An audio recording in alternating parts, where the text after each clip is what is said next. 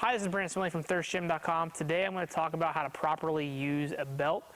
This is a question that I got from my Instagram asking me to do a video on this, so I thought it was a great time to do so. Using a belt, there is a science to it, okay? It's not just slap it on and it's going to protect your back. It doesn't work that way. The primary way that a belt works in the lifting population is helping to increase inter-abdominal pressure. So you have to think of your abdominal and your core area like a cylinder, and basically what we're trying to do is keep that cylinder stacked at all times, and then when we breathe, we're going to push out in that cylinder to create pressure, and that pressure is going to help create rigidity.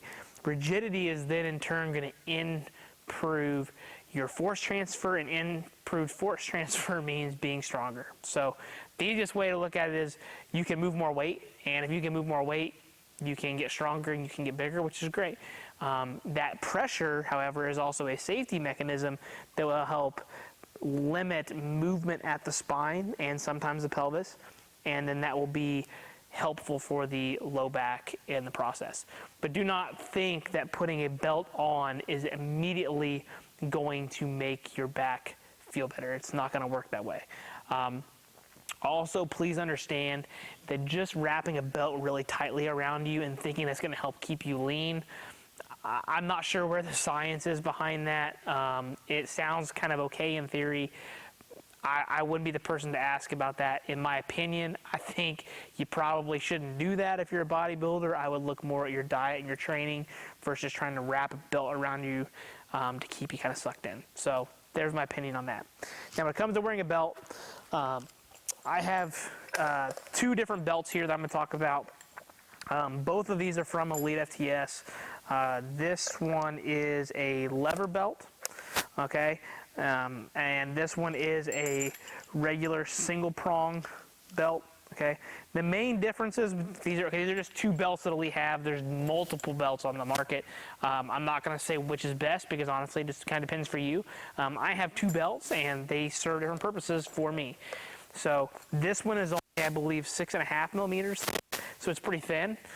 This one is 13 or 13.5 millimeters thick, and it's, you know, much more harder. You can tell by just the way they hang which one's got a little more rigidity to it. I'll talk about the lever belt first. This is my squat and deadlift belt.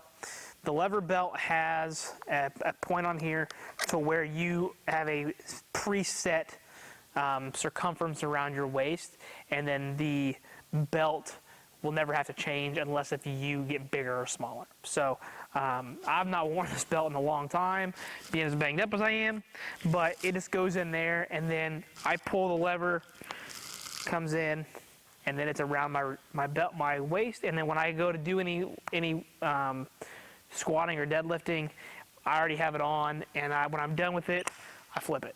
So it's kind of a convenient thing to have around, especially if you're training or you don't want to have to cinch your belt every time. Pitfall is if you're a bigger athlete or your weight fluctuates quite a bit from day to day, training session, training cycle to training cycle, you've got to keep you have to keep some kind of screwdriver with you to be able to adjust this. So keep that in mind. You know, I own a gym and this just stays at the gym, so it's not a problem for me to be able to adjust this if I need to. But I've honestly not adjusted this in a long time. But then you would just go to provide your regular movement and you're good to go. Okay, so very nice convenience standpoint, good quality belt. I personally use this for squat deadlift. Then we've got a regular single prong belt here. That means we've got single prong. And on the single prong belt, this is convenient if you fluctuate a lot, especially the single prong because you don't have to get two prongs in. But you can just pull it through, latch it, and you're good to go. And then you adjust your belt however you need to. And then you got to take it off the only thing is you got to take it off each time. Where that you just flip it, you can probably leave it around your waist. This is probably going to come off and you have to set it down and pick it up, okay? This is thinner, this has more flexibility. I use this to bench press in. Belts for bench pressing are controversial, and I'll talk about why I use it here in a second. We talk about the science behind this. So those are the two belts that I use, belt aside. What does the belt do? Actually, I'm going to use this for example. So we talked about increasing the rigidity and getting the most from the belt to be able to be stronger. So when you put your belt on, where you put it, to me, I don't really think, that's probably a personal preference thing. I think you probably should try to have it so that it covers the space between your pelvis and your rib cage. If you're not doing that, you're more likely to see energy loss through your abdominals. Because you think about it, when you're breathing with your diaphragm and your pelvic floor and your pelvis, this is all here and this is here. Here's where my holes are of where I can lose energy, and then through the front and through the back.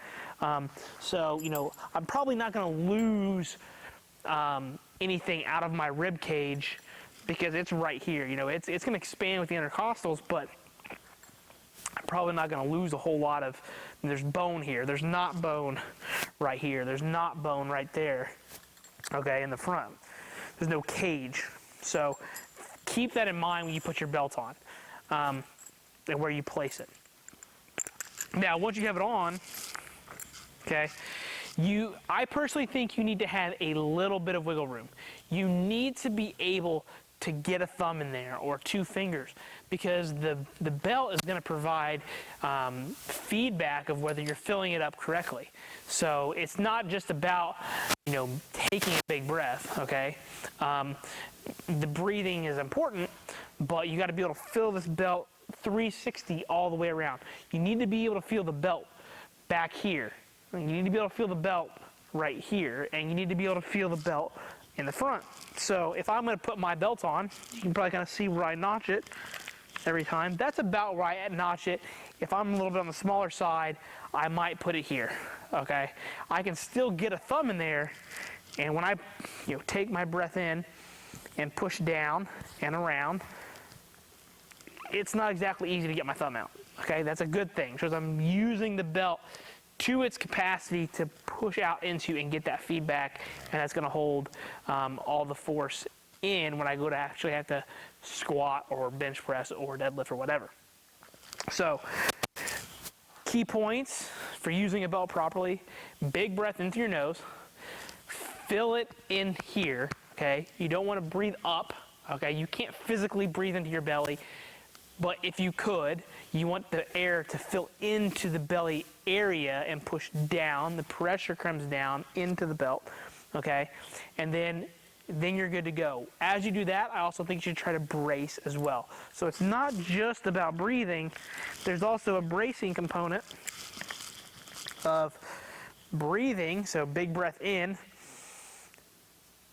Feel your abdominals flex, okay? Now we squat down.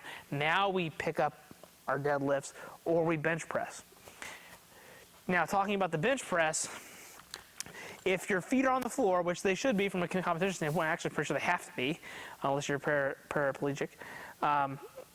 If your feet are on the ground, that's where you're getting your force transfer. You're pushing through the floor, up into the bench, and that's going up into the bar. So if you have a belt on, and it can help, you know, you have more rigidity through your abdominals and through your midsection, and you can get more transfer from your foot through your body up into the bar when you bench press, I think that a belt will help you bench press more. Some will say, oh, well, you should just have stronger abs. If you think that, if you're going to say a belt works for your squat and your deadlift, it will also work for your bench press. It might just take some cueing of how to breathe, how to get everything to work together when you bench press into that belt. I personally have seen improvements on my bench press just by using a belt. I don't have to use it all the time, but you can bet that when I compete and when I bench press heavy, I'm going to put a belt on to maximize my performance in that specific lift. Because you are still rooted in the ground. If you weren't rooted in the ground, you can make an argument that you're not, but you're still probably breathing and bracing and trying to hold all this still while your arms move. And so then you can make an argument for that. So when it comes to using a belt, I would say there's probably 3 main things you take away. Know how to breathe. Breathe in through your diaphragm. You know, really fill up, push out 360 around the belt, and keep everything stacked, okay? Once you've got that, then you want to hunker down with your abs. So you should be able to still feel your abdominals. Like, you're not going to actually do a sit-up, but think about doing a plank or a stir the pot or some kind of abdominal exercising where you're having to like resist movement. That's essentially what you're doing when you're squatting and you're deadlifting, when you're standing up. You should be able to feel that. And then also make sure that the belt that you're picking is comfortable for you and ideal for what you want. I can't tell you that this belt is the best for you, or the lever belt's best for you, or a Velcro belt's best for you. Because depending upon what sport you do and what events and all that kind of stuff, I genuinely can't answer that for you. That's going to be a game time decision on you solely. But shop around, do some research. If you have questions about that, leave them in the comment section. I can probably try to help direct you towards a belt that might be better suited for you. My final piece of advice on the whole belt thing would be, these belts have, since I have bought them, I don't know how long I've had them, my entire powerlifting career, I know that much. So that's at least 8 years now. They're still going fine. So you kind of get what you pay for your belts.